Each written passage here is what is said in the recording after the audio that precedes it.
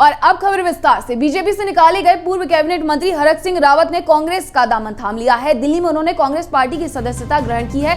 खास बात रही कि फिर खुद हरीश रावत ने उन्हें कांग्रेसी पट्टा पहनाकर उनका स्वागत किया है। लेकिन बताया जा रहा है कि कांग्रेस ने अपनी तमाम शर्तों और अपनी तमाम बातों को हरक सिंह रावत को कहकर ही कांग्रेस में शामिल किया है। बहरहाल चुनावी मौसम में हरक सिंह रावत ने कांग्रेस की सदस्यता तो ले ली, लेकिन आने वाले समय में क्या हरक सिंह रावत का बर्ताव बदलेगा या फिर उनका रवैया पहले की तरह ही रहेगा, इस पर सभी की नजरें अटकी हुई हैं।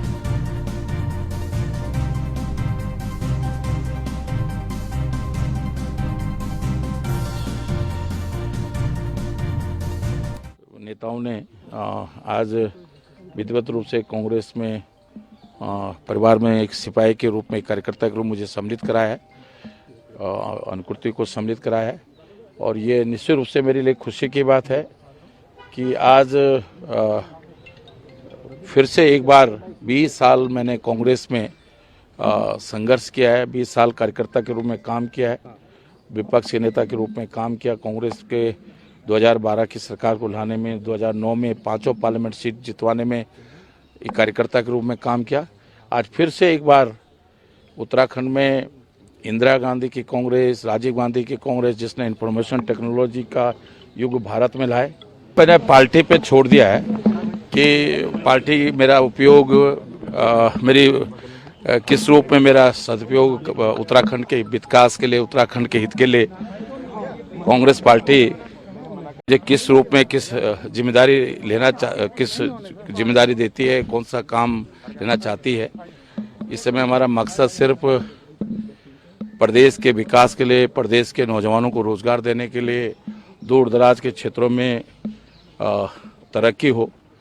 ये पहली बार किसी नेशनल पार्टी की सदस्य मैं आज बनी हूँ और हाँ, ऑफ कोर्स मैंने इंडियन नेशनल कांग्रेस का मैं बहुत धन्यवाद करना चाहती हूँ कि उन्होंने ये विश्वास मुझ पर दिखाया है। और मैंने हमेशा ही कहा कि उत्तराखंड के अंदर आज जो सबसे ज़्यादा आवश्यकता है वो महिला नेतृत्व की है और मेरी पूरी कोशिश रहेगी कि अपनी क्षमताओं को मैं पूरा इस्तेमाल कर और मैं पूरी कोशिश करूँगी कि उत्तराखंड के अंदर हम कांग्रेस के लिए योगदान दे पाए, महिला नेतृत्व को हम उत्तराखंड के अंदर ला पाए, महिलाओं को आगे बढ़ाने का काम। कम है, लोगों को आपको बताना होगा, आप खुद चुनाव लड़ना चाहती हैं नहीं चाहती हैं? देखिए, ये पार्टी का डिसीजन होता है, ये किसी इंडिविजुअल का डिसीजन नहीं होता। आज पहली बार मैंने आपसे कहा कि मैं पहली बार किसी पॉलिटिकल पार्टी की सदस्य बनी हूँ और ये आई थिंक ये एक प्रोटोकॉल होता है कि पार्टी जो पार्टी कहेगी वही इच्छा है। मेरी इच्छा ये है कि कांग्रेस को हम मजबूती के साथ उत्तराखंड के अंदर लाए, यही मेरी इच्छा है।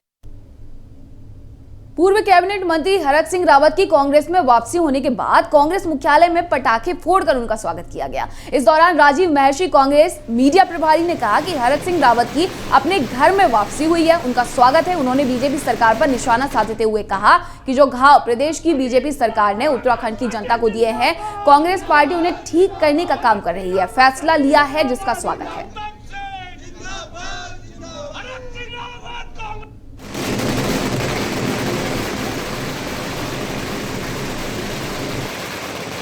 जो है यहाँ से समाप्त करना चाहती है और हम जो है ऐसे में यहाँ की जो जनता है उसको मुक्ति दिलाना चाहते हैं भारतीय जनता पार्टी की सरकार से।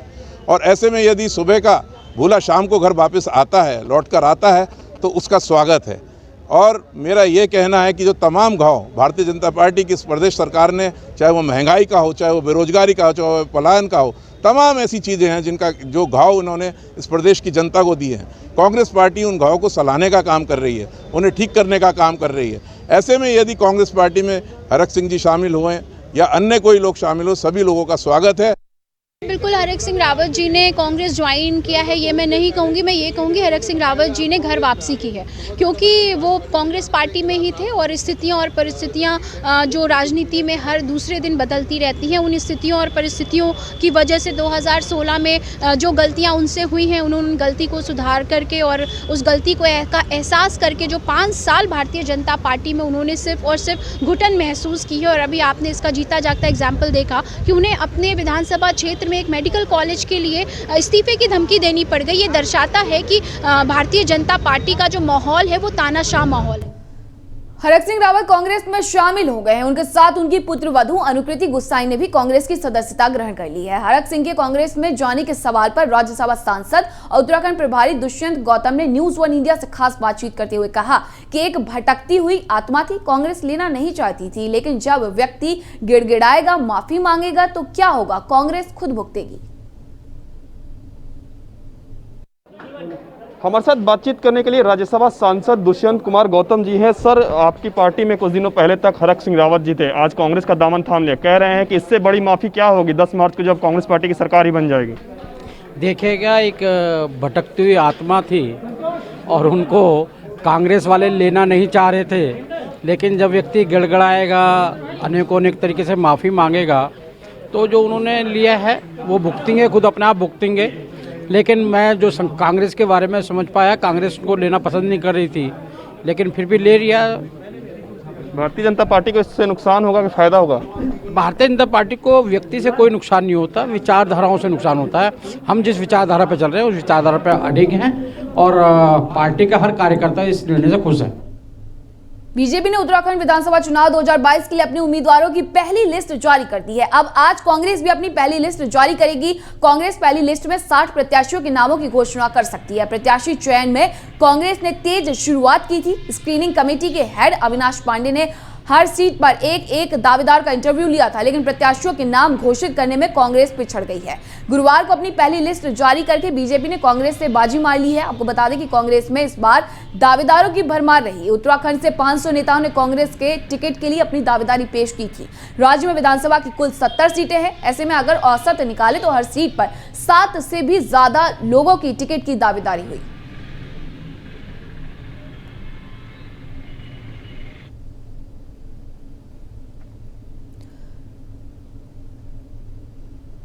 प्रदेश में 14 फरवरी को चुनाव होने हैं, जिसको लेकर शुक्रवार से प्रत्याशियों के नामांकन की प्रक्रिया शुरू हो गई है। वहीं बीजेपी ने बीते रोज 59 प्रत्याशियों की लिस्ट जारी की, जिसके बाद से बीजेपी एक्टिव मोड में नजर आ रही है। इसी कड़ी में सीएम पुष्कर सिंह धामी शुक्रवार को अल्मोड़ा पहुंचे, जहां उन्होंने चितई मंदिर में गुरु देवता से जीत के लिए आशीर्वाद मांगा। बीजेपी प्रत्याशियों की पहली सूची जारी होने के साथ ही चुनावी संग्राम भी तेज हो गया है। कुमाऊं में वोटरों को साधने और बीजेपी को बढ़त दिलाने के लिए सीएम पुष्कर धामी ने गुरु दरबार में माथा टेका, पूजा अर्चना की, साथ ही 2022 के रण में जीत का आशीर्वाद मांगा।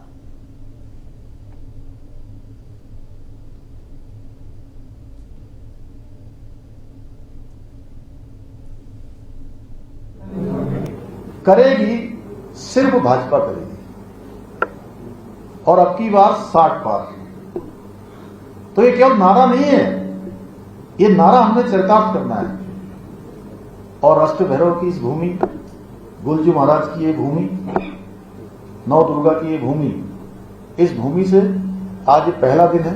इसलिए आप सब लोगों को आज, क्योंकि ये क्रीम बैठी हुई है, मैंने कहा हजारों लोग यहां बैठे हैं, लाखों लोग बैठे हैं, आपको आज एक सौगंध लेनी है, शपथ लेनी है और संकल्प लेना है कि हम इस जिले की 6 की 6 सीटों को जिताकर जिस दिन डब्बा खुलेगा उस डब्बे में से जैसे ही खुले तो उसमें से कमल की लड़ियां ही लड़ियां निकले, कमल की झड़ियां ही झड़ियां निकले।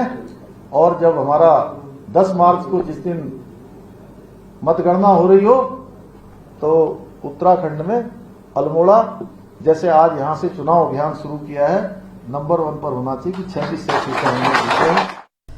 और कर्नल अजय कोठियाल ने डिजिटल नव परिवर्तन संवाद किया है। पहली बार वोट करने वाले युवाओं के साथ उन्होंने संवाद किया है। आप पहली बार वोट दे रहे युवाओं के लिए अलग से कैंपेन करेगी और देवभूमि में जन्मे युवा इस बार पहली बार मतदान करेंगे। कोठियाल ने कहा कि अपना पहला वोट उत्तराखंड के नाम समर्पित करें, अपने पहले वोट को शहीदों को समर्पित करें, इस वोट को अच्छे स्कूल बनाने के लिए भी समर्पित करें, इस वोट को महिला सशक्तिकरण के लिए समर्पित करें, इस वोट को अच्छे अस्पताल बनाने के लिए समर्पित करें। तो जिस उत्तराखंड का सपना देखा है वो आज तक अधूरा है। उन्होंने कहा कि बीजेपी और कांग्रेस ने युवाओं के भविष्य के साथ खिलवाड़ किया है।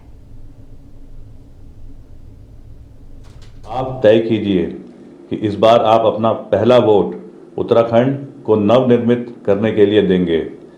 14 फरवरी को होने वाले चुनाव में आपने जरूर जाकर के अपना वोट देना है और झाड़ू का बटन दबा करके आम आदमी पार्टी को इस बार सरकार लाने का मौका देना है। उत्तराखंड का नवनिर्माण अपने आप आपके दिए हुए वोट से शुरू हो जाएगा। इस वोट को उत्तराखंड के शहीदों की ओर समर्पित करें। इस वोट को उत्तराखंड के युवाओं को समर्पित करें जो कि भविष्य में अच्छा कर पाएँ। इस वोट को महिलाओं के सशक्तिकरण के लिए समर्पित करें। इस वोट को उन स्कूलों को अच्छा बनाने के लिए समर्पित करें जहाँ से कि युवा IIT, इंजीनियरिंग, आर्मी इनमें ऊंचे ओहदों पर जा सकें।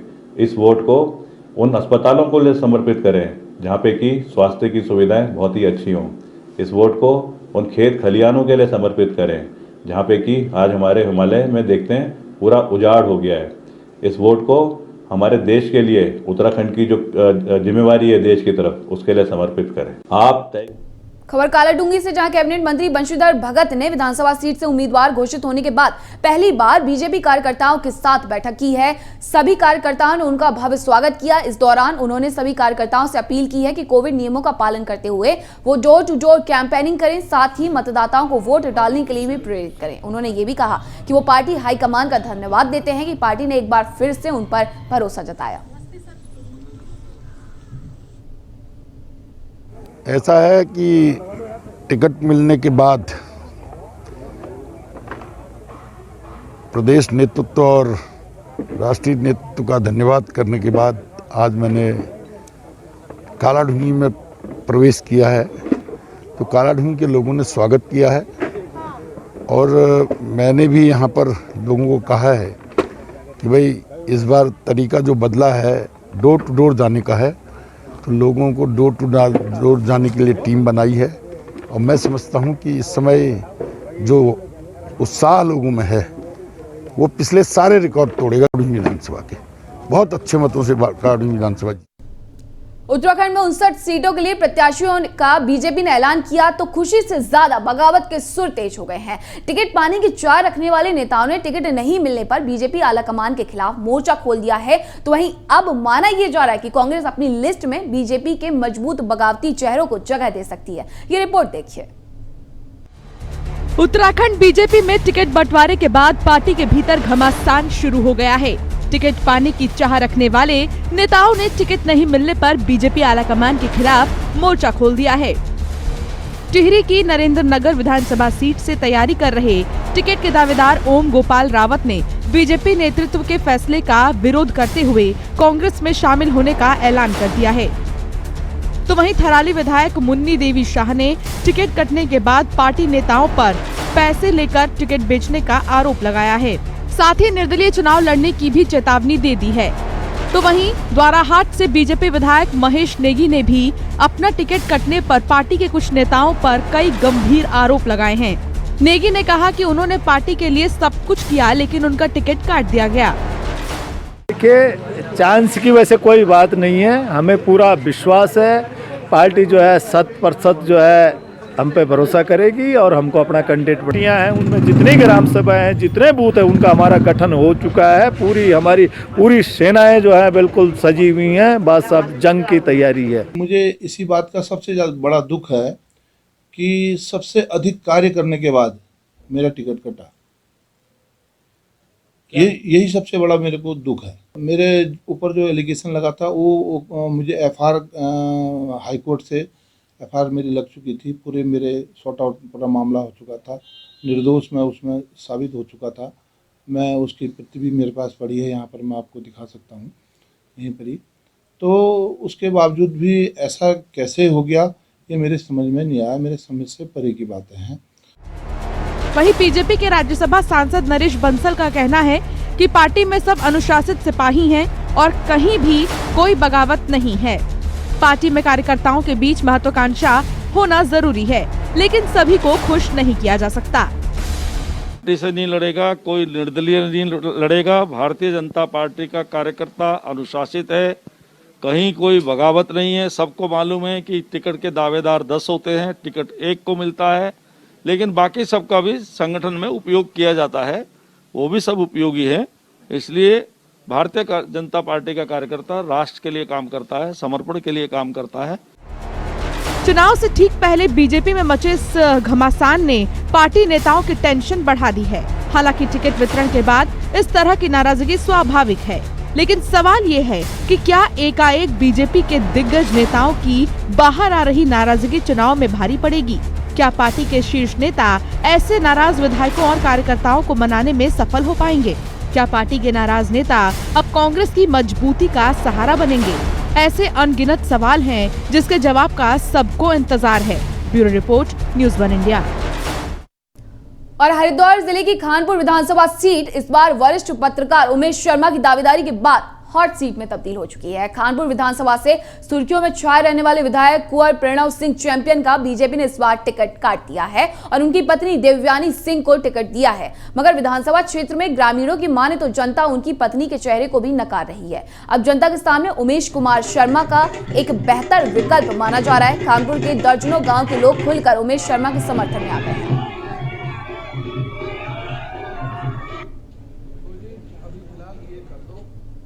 विधानसभा में ऐसी शिकायतें नहीं है, लेकिन 20 साल का जो कार्यकाल रहा है वो लक्सर विधानसभा का हो, खानपुर विधानसभा का हो, जो भी यहाँ से प्रतिनिधि रहे चैंपियन था, उनका कार्यकाल मेरी समझ से बाहर है, क्योंकि उन्होंने किसी का जो है सम्मान नहीं किया।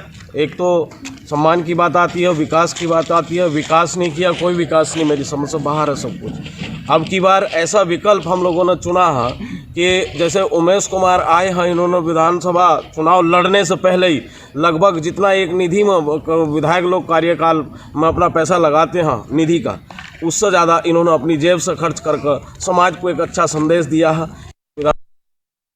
उत्तराखंड की विधानसभा में एक अहम मोड़ कल आया है, जब से भारतीय जनता पार्टी जो कि सत्ता पर काबिज रह चुकी है, उनके द्वारा अपने 59 जो है उम्मीदवारों की सूची जारी की गई है। उनमें से एक नाम नए चेहरे के रूप में खानपुर विधानसभा का भी है। जी हाँ, हम उस खानपुर विधानसभा की बात कर रहे हैं जो अब तक चैंपियन के नाम से, यानी कि कुंवर प्रणव सिंह चैंपियन जहां विधायक रहे हैं, उनके नाम पर जनता वोट करती आ रही है और उन्हें लगातार, चाहे लक्सर क्षेत्र हो और बाद में क्षेत्र की तब्दीली के बाद खानपुर विधानसभा क्षेत्र हो, लगातार 4 बार विधायक के रूप में चुनती आ रही है। लेकिन इस बार यहाँ के चुनावी समीकरण पहले की अपेक्षा बिल्कुल अलग नज़र आ रहे हैं और उसका खास कारण है चैंपियन के बड़बोलेपन के कारण जिस तरह का यहाँ स्थानीय लोगों का जो विरोध है, उनका कहना है कि चैंपियन का रवैया और इस वक्त जो नए दावेदार हैं उमेश कुमार शर्मा, उनमें ज़मीन और आसमान का अंतर है। तो इसलिए मजबूरन वश उन्हें उमेश शर्मा का एक बेहतर विकल्प नज़र आ रहा है, जिसमें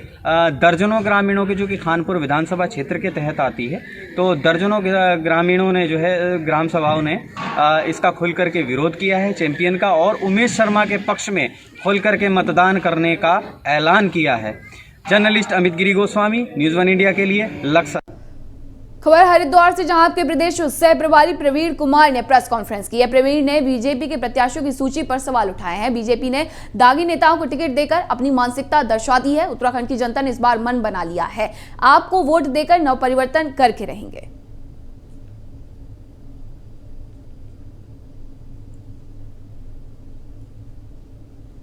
कि भाजपा में कितना घमंड इस समय आ चुका है और एक तरीके से उन्होंने उत्तराखंड की जनता को चैलेंज किया है कि हम अपने दागदार मंत्रियों को, विधायक को मौका देंगे और जनता जो है लगातार जनता का शोषण भले ही होता रहे, लेकिन वो जो है अपने मंत्री और विधायकों का हाथ नहीं छोड़ेंगे।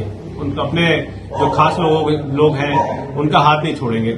अभी रेखा आर्या जी का मामला आप सबके सामने हुआ कि एक आउटसोर्सिंग कंपनी से उन्होंने पूरी तरीके से डील करा। वो मामला जो है मीडिया में बहुत चला। वो मामला जो है लगातार आप सब लोगों ने पूरी पुरजोर तरीके से उठाया, लेकिन उस मामले को सेटल कर दिया गया और दोबारा जो है रेखा आर्या जी को टिकट दे दिया गया। सुबोध उनियाल जी ने उत्तराखंड की जनता को जो है एक मीडिया चैनल पे हरामखोर बोला, लेकिन उसके बाद भी इस बात को भी इग्नोर करके सुबोध उनियाल जी जो उनके मंत्री हैं। और विधानसभा चुनाव में वाहनों के अधिग्रहण में हो रही समस्याओं को लेकर पर्वतीय टैक्सी मैक्सी महासंघ ने निर्वाचन आयोग को पत्र लिखा है। साथ ही अपनी 4 सूत्रीय मांगों के साथ चुनावी वाहनों का किराया बढ़ाने की मांग की है। महासंघ के संरक्षक कोतवाल सिंह नेगी का कहना है कि चुनाव शुरू होते ही वाहनों का अधिग्रहण शुरू हो गया है, लेकिन जो मानदेय वाहन चालक को दिया जा रहा है वो केवल 786 रुपए है, जबकि बढ़ती महंगाई को देखते हुए 1174 रुपए दिए जाने के साथ ही वाहन चालक को राज्य कर्मचारी भी घोषित किया जाना चाहिए।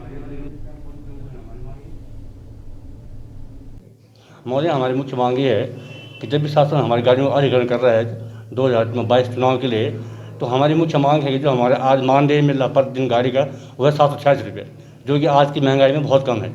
हमारी 4-5 मांगें हैं आयोग से कि 11-14 रुपये कोविड काल में गाड़ियों में मिला था, उतने पैसे हमें दी जाए। साथ ही जो गाड़ी हमारे चुनाव में जारी है उस चालक को राज्य कर्मचारी घोषित किया जाए। साथ ही उसको जो दैनिक भत्ता मिलता था कर्मचारी को उतना मेरे गाड़ी वाले को मिला जाए। हमारी चौथी मांग है सर कि जब भी प्रशासन वाहन को अधिग्रहण करता है तो उसमें कहीं पैसे के बारे में कोई बात नहीं करती, तुम्हें कितने पैसे पर डे मिलेगा। जो पदाधिकारीगण हैं उन्होंने ज्ञापन प्रस्तुत किया है। ज्ञापन को उन्होंने जो मुख्य निर्वाचन अधिकारी हैं राज्य सरकार मतलब उत्तराखंड के उनको संबोधित किया है। ज्ञापन में उन्होंने प्रमुख मांग ये रखा है कि उनका जो टैक्सी होता है या मैक्सी होती है, जो कैब्स होती हैं, उसको जो है अधिग्रहण करते समय जो धनराशि उनको भुगतान होती है, धनराशि काफ़ी कम है, उसको बढ़ाने का उन्होंने अनुरोध किया है। साथ में उन्होंने ये भी आग्रह किया है कि हमारा जो टैक्सीज होता है वो टैक्सी को जो है अन्य जनपदों में अधिग्रहण ना किया जाए या कार्य में ना लगाया जाए, जिससे उनको दिक्कत का सामना करना पड़ता है। तो उसके संबंध में ज्ञापन को अभी मुख्य निर्वाचन अधिकारी महोदय को प्रेषित किया जाएगा। जो पदाधिकारी टिहरी के घनसाली विधानसभा में चुनाव से पहले ग्रामीणों की नाराजगी देखने को मिल रही है। ग्रामीणों का कहना है कि डबल इंजन सरकार ने समड़ गांव तक सड़क तो बनाई, लेकिन वाहनों की आवाजाही के लिए पुल बनाना सरकार भूल गई। पुल के बिना सड़क के एक छोर से दूसरी छोर तक जाने में परेशानी हो रही है, जिसके तहत चुनाव के लिए गांव वालों ने पुल नहीं वोट नहीं की बात कही है। बता दें कि 2015 में समड़ गांव के लिए सड़क निर्माण की स्वीकृति मिली थी, जिसके बाद 2018 तक काम किया गया और उसके बाद से ही काम बंद हो गया। चूँकि चुनाव बहिष्कार करने से हम लोकतांत्रिक प्रक्रिया से एकदम ही बाहर हो जाते हैं और इससे जो प्रतिनिधित्व है वो नहीं हो पाता। इसलिए हम ग्रामीणों से ये प्रार्थना करते हैं, उनसे रिक्वेस्ट करते हैं कि लोकतंत्र में सहभागिता के लिए और अपनी मांगों को मनवाने के लिए भी इसमें पूर्ण सहभागिता करें। जो उनकी डिमांड है आप जानते हैं कि उसमें लगभग सारा काम हो चुका है। अब केवल निर्माण कार्य की देर है। आचार संहिता हटने के बाद उसका काम शुरू हो जाएगा। ये समझिए कि ये हमारा जो ये रोड लोगों की ज़मीन जो अपना कास्ट करते थे वो भी कब के काट दी। फिर मोदी साहब कहते हैं फौजी। मेरे ग्राम सभा से 30-35 फौजी हैं और तीनों सेनाओं में कार्यरत हैं। और आज अगर इमरजेंसी हो सकता है, भगवान न करे कोई छुट्टी आ रखा है और कोई सीमा पर अगर कोई ऐसा समस्या आती है तो वो बेचारा तो वैसे भी उसकी नौकरी चली जाएगी। तो इस बार आप लोगों ने क्या निर्णय लिया? सर मैंने 20 तारीख दिसंबर को अच्छा मुझे पता था कि ये तो हील हवाली ये आज कल तो चलता रहेगा और पूरी ग्राम सभा की मीटिंग बैठी, सबने जो है एक स्वर में आपका चुनाव 2022 चुनाव विधानसभा चुनाव का बहिष्कार। और काशीपुर में आम आदमी पार्टी ने अपने चुनाव कार्यालय का उद्घाटन किया है। रामनगर रोड स्थित चुनाव कार्यालय का पूरे विधि विधान से शुभारंभ हुआ। इस दौरान आप के प्रत्याशी दीपक बाली समेत जिलाध्यक्ष मुकेश चावला और कई लोग इसमें शामिल रहे। और मेरे साथ इतना ही। देखते रहिए न्यूज़ 1 इंडिया। नमस्कार।